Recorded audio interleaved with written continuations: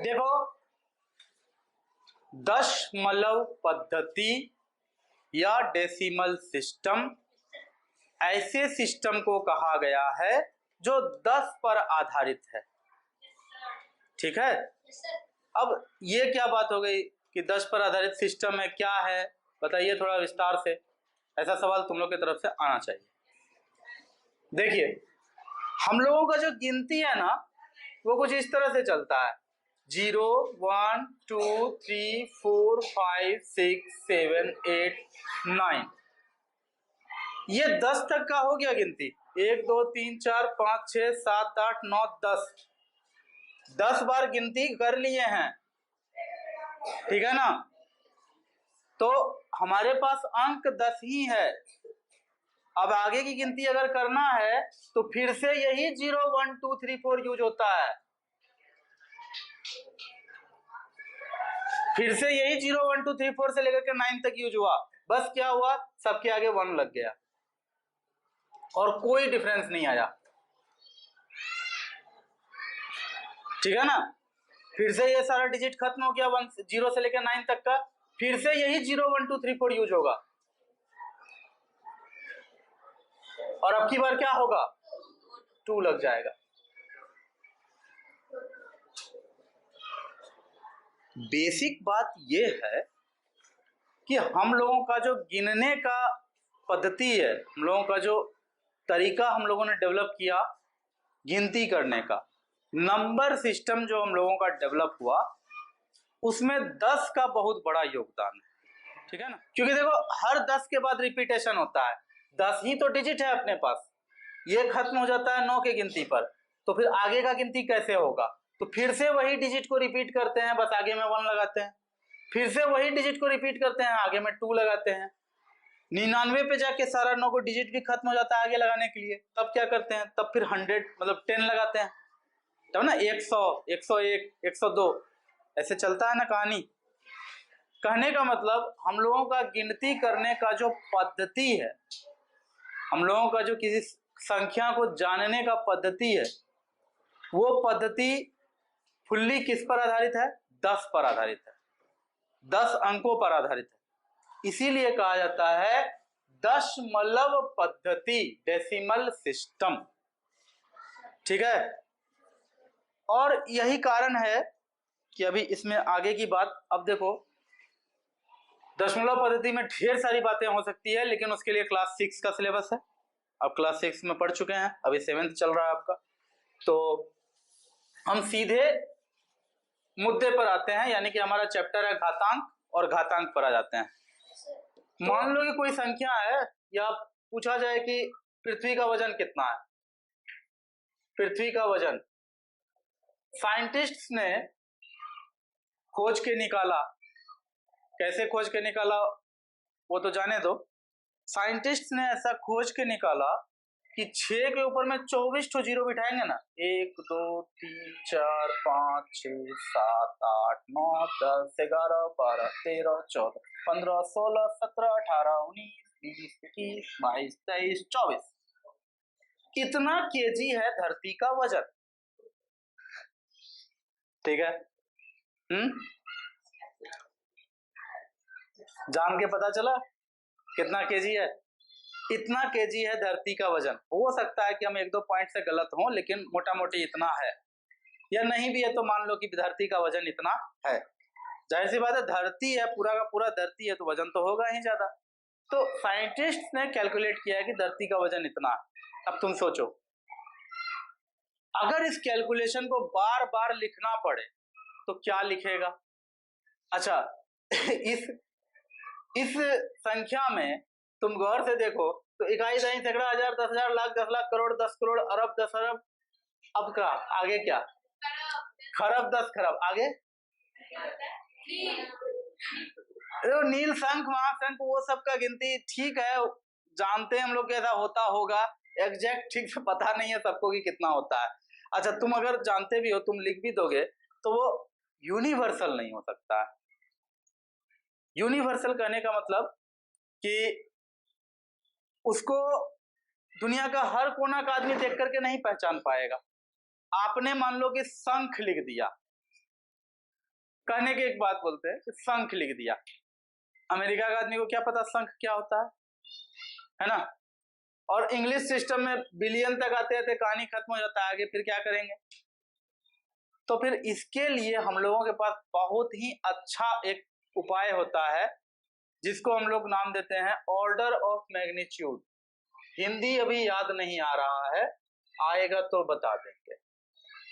Order of magnitude, जो इसको जान जाएगा वो ऐसी संख्याओं को कहीं भी अच्छे से लिख सकता है, और आज आप लोग जान जाइएगा।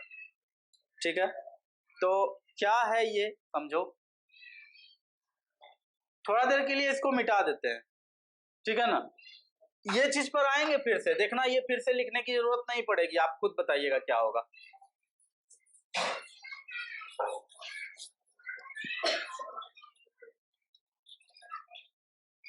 देखो कहीं कोई बड़ी संख्या है, अगर जिस तरह से समझ लो कि 5 3 2 7 9 6 1 5 4 9 2 7, कोई संख्या है ऐसा। तो अभी जो मैंने लिखाया आपको ऑर्डर ऑफ मैग्नीट्यूड, तो फिर वही सवाल अभी आया कि ऑर्डर ऑफ मैग्नीट्यूड होता है, ठीक है, कैसे उसको डील करेंगे, क्या लिखते हैं उसमें, लिखते क्या है उसमें, इतना बड़ा संख्या को कैसे सॉर्ट करेंगे। तो सॉर्ट इस तरह से करते हैं बाबू कि हम लोग इसमें बिना कुछ सोचे समझे पहला अंक के बाद यहां पर दशमलव दे देते हैं, बिना कुछ सोचे समझे, कुछ नहीं देखना है, और पहला अंक उसके बाद दशमलव, कोई दिक्कत है। और फिर जैसे ही ऐसा करेंगे तो यहाँ गुना का साइन देंगे। जैसे अपने मन से दशमलव लगाए हैं ना, तो अपने मन से उसी समय तक गुना भी करना पड़ता है। इस संख्या में हम अलग से करते हैं, ये संख्या है इतना बराबर, फिर से इस संख्या को लिखते हैं 5 3 2 7 9 6 1 5 4 9 2 7। जैसे इस संख्या को लिखे तुरंत पहला अंक के बाद यहाँ दशमलव डाल दिए, और दशमलव डालते साथ हम यहाँ प्लस डाल देते हैं, सॉरी मल्टीप्लीकेशन डाल देते हैं, गुना डाल देते हैं। दशमलव जैसे डाले यहाँ पर क्या करते हैं, गुना डाल देते हैं। गुना डालने के बाद यहाँ 1 लिखते हैं सबसे पहले, और फिर यहाँ गिनती करेंगे कितना अंक यहाँ हो जाता है दशमलव के बाद। 1 2 3 4 5 6 7 8 9 10 11, 11 अंक है। दशमलव के बाद 11 अंक है, 11 जीरो बिठाओ इस पर। 1 2 3 4 5 6 7 8 9 10 11, कोई दिक्कत। ये इस संख्या को लिखने का पहला प्रोसेस। क्या क्या किए हैं फिर से सुनो। संख्या जो भी था पहला अंक देखे उसके तुरंत बाद दशमलव डाल, जैसे ही यहाँ दशमलव डाले उसी स्टेप में हम लोग को यहाँ गुना भी करना पड़ा, क्योंकि दशमलव डालने का एक प्रोसेस होता है। अपने मन से एक जगह दशमलव डाल के नहीं छोड़ सकते हो। कभी भी 2.3 और 23 बराबर हो सकता है क्या? कभी नहीं हो सकता है। आप 2.3 बराबर 23 तभी लग सकते हैं जब आप इस तरफ 2.3 में 10 से गुना किए हुए हो। अपने मन से कैसे लिख दीजिएगा, नहीं लिख सकते हैं ना। तो उसी तरह से यहाँ पर भी, जैसे यहाँ पे 23 को अगर लिखना पड़े या 323 को लिखना पड़े, तो हम लोग क्या करेंगे, 3.23 गुना 100 करना पड़ेगा। तो 100 से गुना होने पर फिर से यहाँ पहुंच जाएंगे। उसी तरह ये बड़ा संख्या में भी ये प्रोसेस किया जा रहा है कि सबसे पहले पॉइंट डाले। छोटा संख्या तो इजीली समझे होगे ना, इसका एग्जाम्पल के आधार पे बड़े संख्या को समझो। सबसे पहले पहला अंक के बाद पॉइंट डाले, गुना का साइन डाले, 1 लिखे, फिर देखे यहाँ जो हम पॉइंट डाले इसके बाद कितने अंक है, गिनती करके पता चला कि 11 अंक है। तो इस एक के ऊपर 11 जीरो पड़ गया। आप छोटे संख्या में भी करके देखो। आपने यहाँ पर 23 में यहाँ 2 के बाद पॉइंट डाल दिया, तो देखा कि पॉइंट के बाद एक अंक है तो गुना 10 से हुआ, 1 जीरो पड़ा 1 पर। पॉइंट के बाद अगर 2 अंक था तो गुना 100 करना पड़ा, नहीं। जब इतना कुछ कर लिया हमने तो देखो क्या करेंगे, 5 पॉइंट, अब यहाँ राउंड ऑफ होता है कि 3 के बाद क्या है, 2 है। अगर 2 अंक तक जाओ या 3 अंक तक जाओ, चलो इसमें 3 अंक तक जाएंगे तो 3 तो लिखा जाएगा, 2 भी लिखा जाएगा। ठीक है ना। 7 को क्या लिख सकते हैं, 7 9 को क्या लिख सकते हैं, 8 लिख सकते हैं। हाँ, 7 9 को आप 8 लिख सकते हैं। अगर 7 3 होता तो यहाँ 7 ही लिखते, 7 5 होता तब तो फिर 5 लिख करके तब 4 अंक पे चले जाना पड़ता है ना। लेकिन 7 9 है तो आप यहाँ 8 लिख करके सीधे यहाँ गुना लिख सकते हैं, इन सब चीजों को छोड़ सकते हैं, ठीक है। और यहाँ पर 10 के पावर 11 लिख दिए। मुझे नहीं लगता है कि मुझे ये एक्सप्लेन करना चाहिए कि 10 के पावर 11 कैसे आया। इसको हम 10 के पावर 11 लिख सकते हैं, क्योंकि एक के ऊपर एक जीरो होता है, मतलब 10 के पावर 1। 10 को आप 10 से गुना करो, 100 मिल जाता है, जो कि 10 के पावर 2 होता है। मतलब एक के ऊपर जितना जीरो बिठाओगे उतना पावर आप 10 पर चढ़ा दीजिए। यहाँ एक के ऊपर 11 जीरो है, इसका मतलब 10 के पावर 11। कोई दिक्कत है, बोलो ना। तो इस तरह से ये बड़ा संख्या को हमने इस तरह से छोटा संख्या करके लिख दिया, है ना। कोई दिक्कत है, यहां तक अगर समझ में आ रहा है तो आगे का भी बात समझोगे शायद। देखो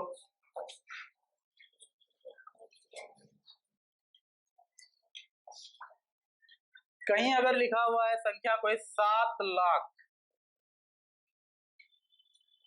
70 लाख, सॉरी 70 लाख, तो 70 लाख को आदमी ऐसे भी लिख सकता है ना, अगर हमेशा जीरो देने का मन नहीं है तो लिख सकता है।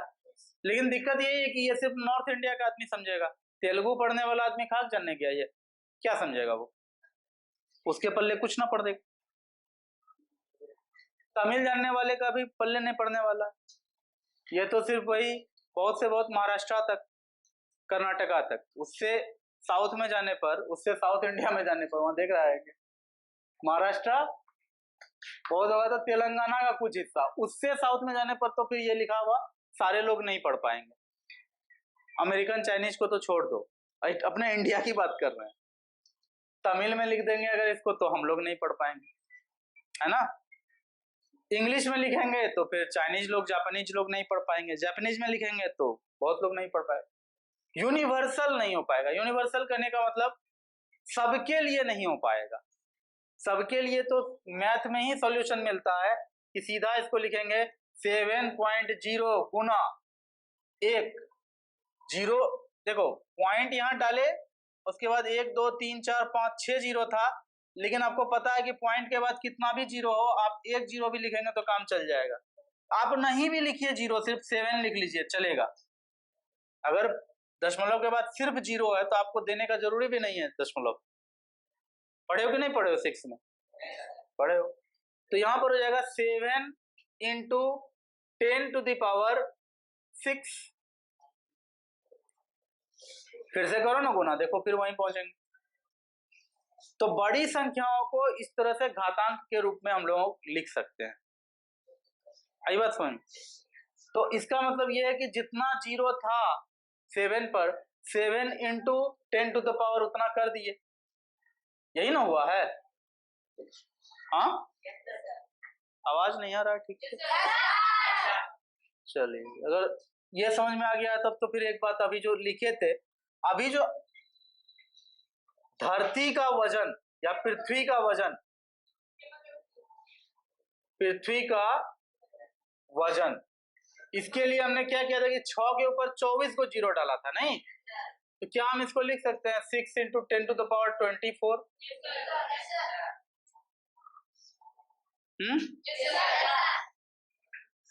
उसी तरह से हो सकता है मेरा हम गलत हूं, लेकिन अब जो भी हो, बृहस्पति का वजन अभी याद नहीं आ रहा है, लेकिन शायद यही है 1.2 into 10 to the power 48 kg।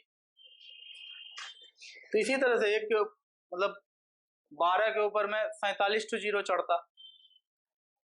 हो सकता है हम गलत हों, लेकिन इसी रेंज में होता है। सूर्य का वजन में 10 के ऊपर कितना 1000 कितना होगा पता नहीं, मतलब इस तरह से होता है। तो जिसको उन्हीं सब चीजों का स्टडी करना, उनको बार बार उतना जीरो लिखना पड़ता, उससे बेटर है कि ये वाला सिस्टम में लिखेगा। तो ये चीज क्या किया, बड़े बड़े संख्याओं को लिखने में एक सहूलियत ला दिया, एक आसानी ला दिया कि आसानी से बड़े संख्याओं को लिखा जा सकता है, और उसका ये संख्या कितना बड़ा है इसका अर्थ पढ़ने वाले को अपने आप समझ में आएगा। आ रही है बात समझ? 10 के पावर जितना ज्यादा है मतलब वो संख्या उतना बड़ा है, ठीक है। तो यही चीज है, कहा जाता है कि 1 ग्राम में हाइड्रोजन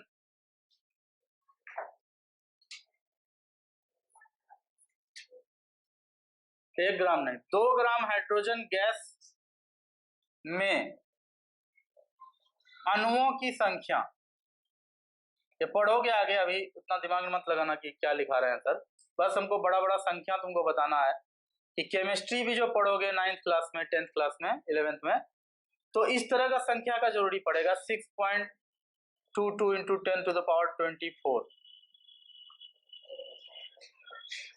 अब जो भी हो गलती बोल रहे हैं, 6.24 इंटू 10 टू द पावर 22, इस तरह का संख्या तुमको पढ़ना पड़ जाएगा, ठीक है।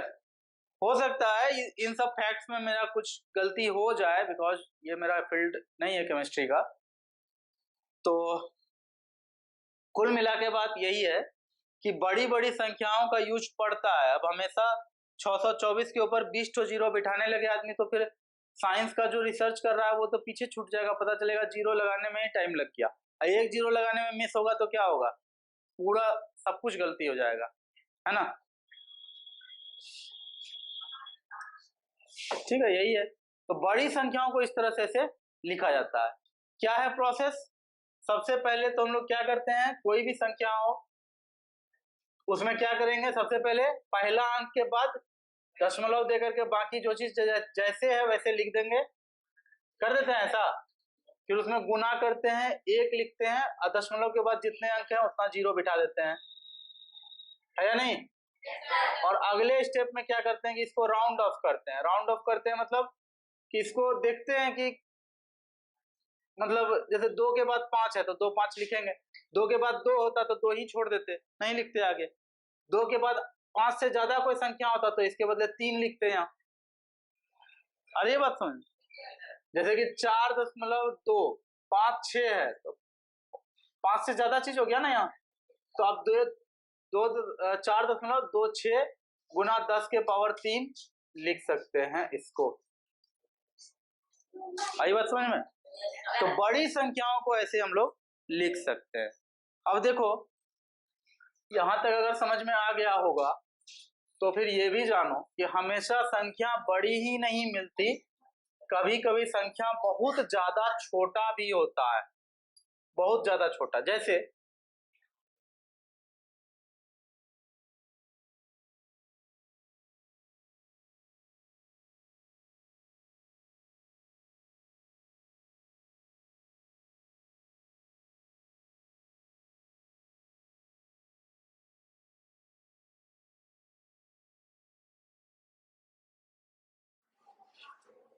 इस तरह से मार्किंग किया हुआ रहता है, यहां लिखा हुआ रहता है 0, यहां लिखा हुआ रहता है 1, यहां लिखा रहता है 2, है ना। ये डिस्टेंस को आप क्या कहेंगे, 1 सेंटीमीटर कहेंगे, हाँ। लेकिन ये जो डिस्टेंस है छोटा सा, यहां से लेकर के 0 से लेकर के इस पॉइंट तक होता है ना छोटा सा, स्केल में 1 सेंटीमीटर के बीच में 10 खाका होता है बना हुआ, उस 10 खाका में से 1 खाका के बराबर दूरी को क्या कहेंगे, 1/10 सेंटीमीटर कहेंगे। क्या कहेंगे? 1/10 सेंटीमीटर कहेंगे, या फिर इसको कहेंगे 0.1 सेंटीमीटर। कहते हैं या नहीं कहते?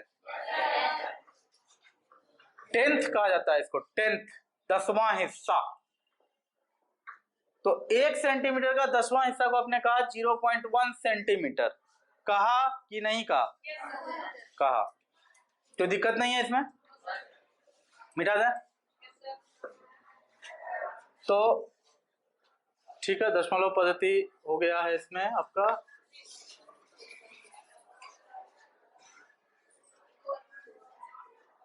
चलो ये अगर समझ में आ गया है तो अब समझ में तुमको कुछ और भी आएगा। 1 सेंटीमीटर इतना डिस्टेंस था, इतना सा डिस्टेंस को आपने लिखा 0.1 सेंटीमीटर।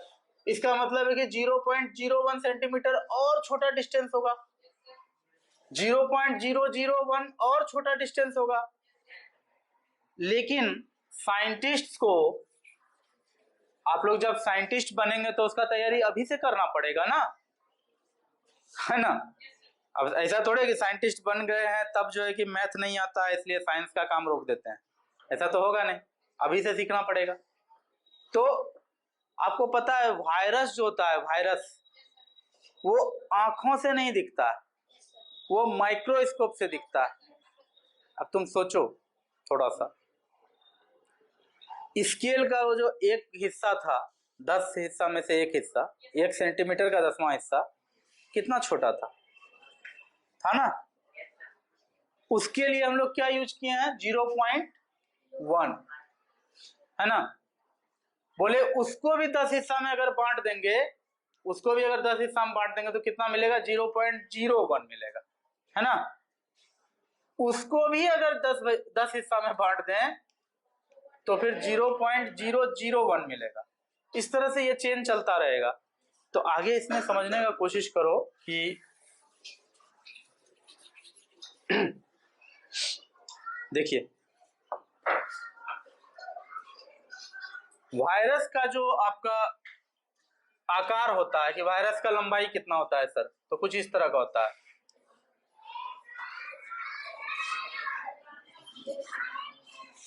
इतना मीटर। यही कारण है कि वो नंगी आंखों से नहीं दिख पाता है। आ रही है बात समझ में? वायरस इतना छोटा होता है, मतलब इतना लंबा होता है, मतलब उसकी लंबाई इतनी होती है। छोटा इसलिए कर रहे हैं कि हम लोगों ने अभी तुरंत 0.1 सेंटीमीटर को देखा है, नहीं है ना। अभी तुरंत देखो 0.00000007 मीटर देख रहे हैं। इवन इससे भी छोटा होता है, ठीक है ना। इवन कोई वायरस तो इतना भी छोटा होता है।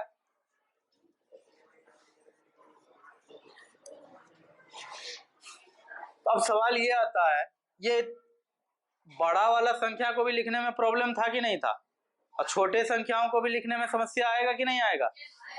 तो फिर कैसे निपटें, और ये चीज घातांक चैप्टर में पढ़ रहे हैं, इसका मतलब है कि इसका कहीं ना कहीं घातांक से कोई सॉल्यूशन निकला होगा, है ना। ये समस्या था, इसको बार बार लिखना, इसका गुना भाग करना, ये एक समस्या था।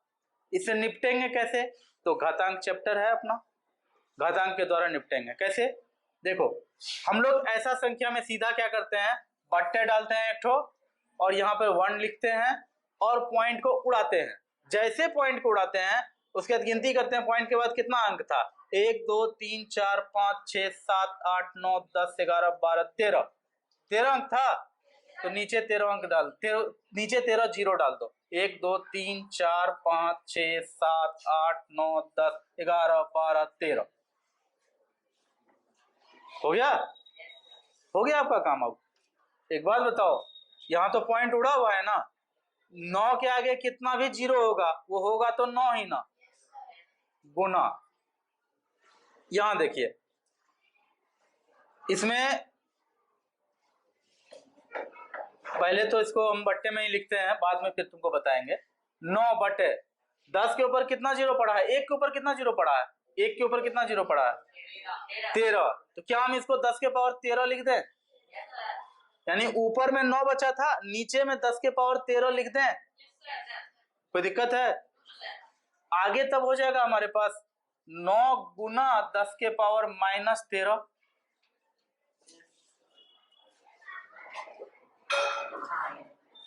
ये कैसे लिख दिए सर, आपको बताए थे कि 1 बटा a to the power n बराबर होता है a to the power -n।